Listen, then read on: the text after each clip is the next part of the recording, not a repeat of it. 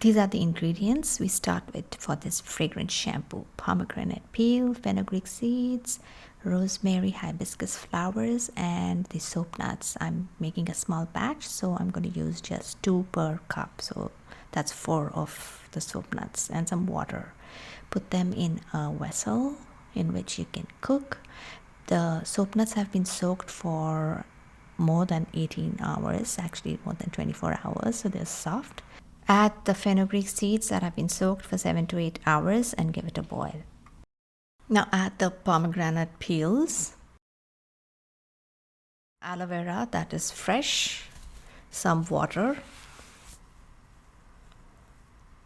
and the rosemary. You can cut it into smaller pieces because these are a little big. Some fresh hibiscus flowers if you have them, otherwise you can use the dried ones.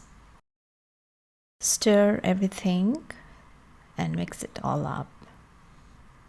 You can add some hot water. As you cook, some of the water actually evaporates, so it's all right to keep adding a little bit of water. This is a tablespoon of black peppers and some orange peels, and a tablespoon of soaked flax seeds. Mix it all up. Let it cook for 10 minutes and it'll begin to smell really good at this time, and then turn off the gas and let it cool down. You can filter it after it's a little cool. There is still some saponins in the soap nuts, so to extract it fully we are going to actually cook a little more. We're going to do this 2 times. Now this is optional, but if you have some edible camphor, you can put it to the part that you've already filtered out and heat it so that the camphor can melt.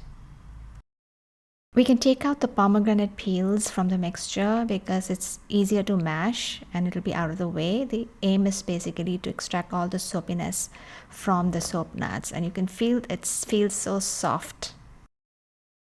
Keep an eye on the camphor mixture because when it heats up it can froth and overflow. Because we have a small amount, we don't have that problem. Turn off the flame in about 10 minutes. The herb and soap nut mixture that we are cooking for a second time is also ready. It takes about 10 minutes. Turn off the heat and let it cool so you can mash it up with your hands. You might want to take the sprigs of rosemary out of the way as well, so it's easier to mash up. The more you mash, the more the soap that is released.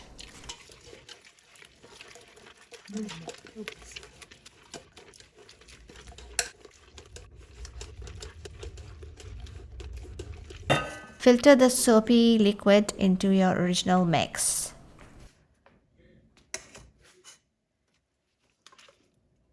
Continue mashing if you want more soapiness, and you will be surprised how much soap you will be able to take out from 4 soap nuts. I added a little more water to the mixture and heated it another 5 or 10 minutes.